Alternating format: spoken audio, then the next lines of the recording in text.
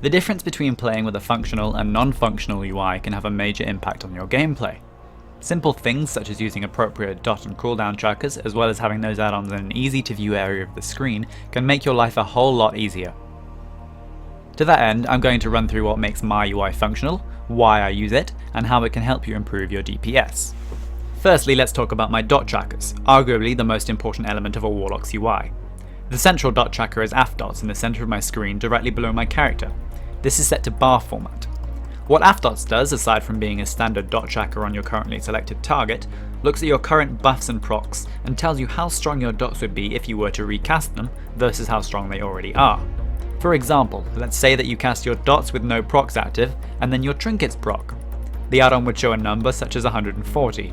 This means that if you cast your dots again, they'll be 40% stronger.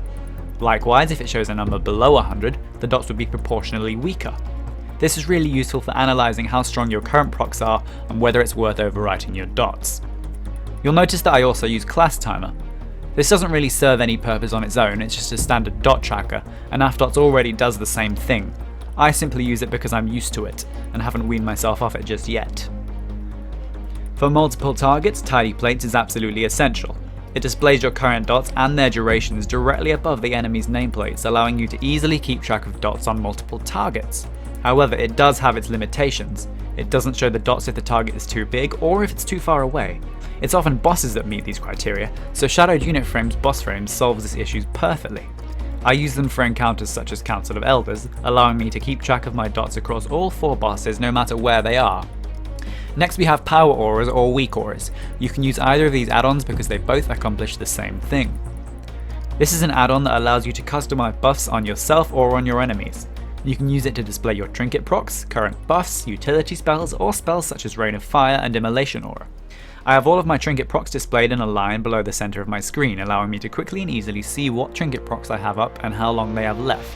I can use this in conjunction with AF-dots to assess the level of their strength, and use the timers on the auras to decide when the most optimal time to refresh the dots would be. For example, if I have Wushalays and Che-Yis up at once, I can wait until Che-Yis is almost expiring and refresh the dots again to get as high a stack of Wushalays with Che-Yis as possible. Next we'll cover action bars. This is simply using Bartender, but the way it's set up is important. Most of my abilities are keybound, so I can have them all on hidden bars without issue, although this is mostly an aesthetic thing. The important element is the Cooldown Bar. This displays all of my longer cooldown abilities in a simple bar on my screen so that they can be very easily viewed. In addition, I also have an enlarged bar with a smaller number of buttons to the side of my character. This is for very short cooldown spells such as Conflagrate, Hand of Gul'dan, or Havoc to ensure that you never forget to use them on cooldown. Finally, I want to talk about placement.